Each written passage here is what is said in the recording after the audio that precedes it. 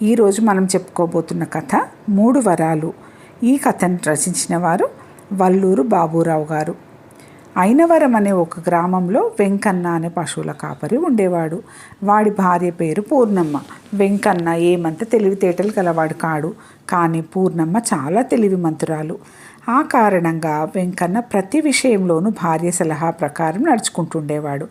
ఆ దంపతుల ఆస్తి గ్రామంలో ఒక చిన్న ఇల్లు, 2 పాడి ఆవులు మాత్రమే. వెంకన్న రోజు తప్పకుండా ఆవులను అడవికి తోలుకుపోయి మేపుకు వస్తుండేవాడు. ఆ అడవిలో కొంతకాలంగా ఒక ముని పర్ణశాల నిర్మించుకొని దాపులనున్న చెట్టు కింద తపస్సు చేసుకుంటుండేవాడు. ఆయనను చాలాసార్లు వెంకన్న చూశాడు, కానీ ఏనాడు పలకరించేందుకు ప్రయత్నించలేదు. ముని ఎప్పుడూ పద్మాసనం వేసుకుని కళ్ళు మూసుకొని ధ్యానంలో ఉండేవాడు. ఒకనాడు వెంకన్న అడవిలో పశువులను మేపుతుండగా ఉన్నట్టుండి పెద్ద గాలి వాన ప్రారంభమై చెట్ల కొమ్మలు పెళపెళమంటూ విరిగిపడి సాగినాయి. ఇక అక్కడ ఉండడం క్షేమం కాదని వెంకన్న తన పశువులతో ఇంటిదారి పట్టాడు. వాడు ముని ఉండే పర్ణశాల ప్రాంతానికి రాగానే చెట్టు కింద ముని కనిపించలేదు. అక్కడ చెట్టు కొమ్మలు విరిగి చిందరవందరగా పడి ఉన్నవి. ముని ఏమైపోయి ఉంటాడా అనుకుంటూ వెంకన్న చెట్టు దగ్గరికి పోయి చూశాడు. ముని కొమ్మల కింద కదలా మెదలక పడి ఉన్నాడు.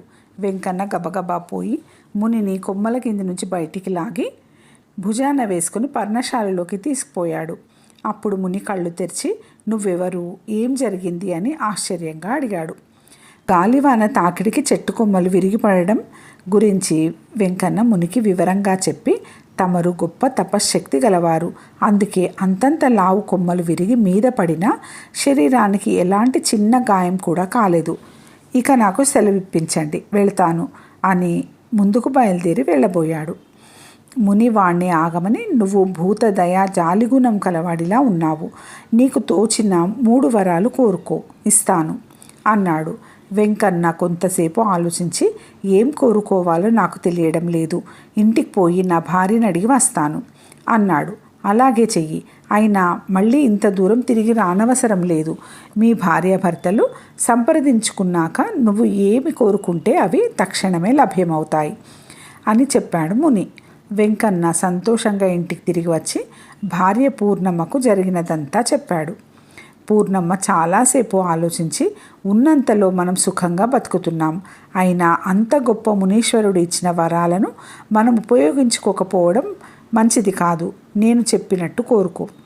ఒక చీపురు, ఒక కర్ర, పశువులను కట్టివేసే ఒక పలుపుతాడు, ఇవి చాలు మనకు" అన్నది. వెంకన్నకు విలువలేని ఇంత చిన్న వస్తువులు కోరుకోవడం ఏమాత్రం ఇష్టం లేదు. అయినా అతడికి భార్య తెలివితేటల్లో చాలా నమ్మకం ఉన్నది. అందువల్ల వెంకన్న ఆమెకు అడ్డు చెప్పకుండా భార్య కోరుకోమన్న విధంగానే కోరుకున్నాడు. వెంటనే ఆ 3 వస్తువులు అక్కడ ప్రత్యక్షమైనాయి.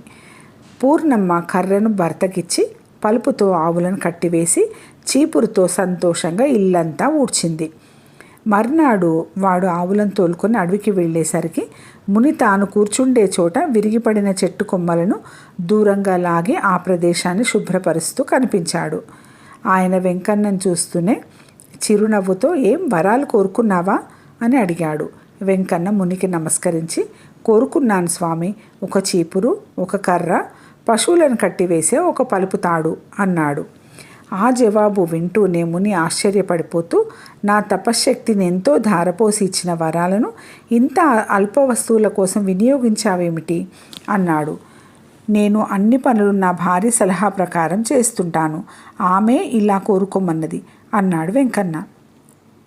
ఆ జవాబు విన్న మునికి వెంకన్న భార్య అలా ఎందుకు కోరుకోమన్నదో తెలుసుకోవాలన్న కుతూహలం కలిగింది.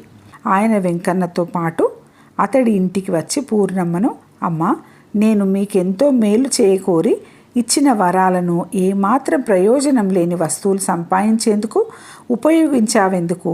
ఏ సిరి సంపదలో కోరుకుంటే బాగుండేది కదా" అని అడిగాడు.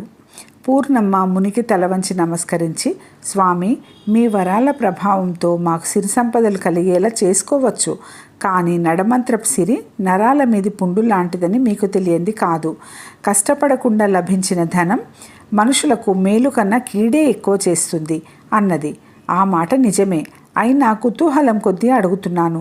నా 3 వరాలను మరీ ఇంత అల్ప వస్తువుల కోసం ఎందుకు ఉపయోగించావు అన్నాడు ముని. స్వామి, అవేం అల్ప వస్తువులు కావు.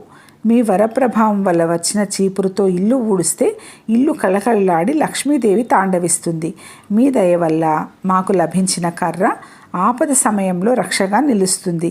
వరప్రసాదమైన పలుపుతాడుతో మా ఆవులను కట్టివేయడం అంటే పాడిని అన్ని వేళలా ఇంట కట్టిపడి వేసినట్టే కదా. ఈ విధంగా వరాల వల్ల మాకు బతికినన్నాళ్ళు ఎందులోనూ లోటంటూ ఉండదు అన్నది పూర్ణమ్మ. పూర్ణమ్మ తెలివితేటలకు ముని ఆశ్చర్యపడ్డాడు. తన వరాలు ఎంత వింతగా ఆ గృహాన్ని కాపాడుతాయో గ్రహించడంతో పాటు ఆయనకు చాలా ఆనందం కలిగింది. తర్వాత ముని ఆ దంపతులను ఆశీర్వదించి అడవిలోని తన పర్ణశాలకు తిరిగి వెళ్ళిపోయాడు. కథ సమాప్తం. ఈ కథ కనుక మీకు నచ్చినట్లయితే లైక్ చేసి సబ్స్క్రైబ్ చేసుకొని మీ ఆత్మీయులతో పంచుకోగలరు. ధన్యవాదాలు.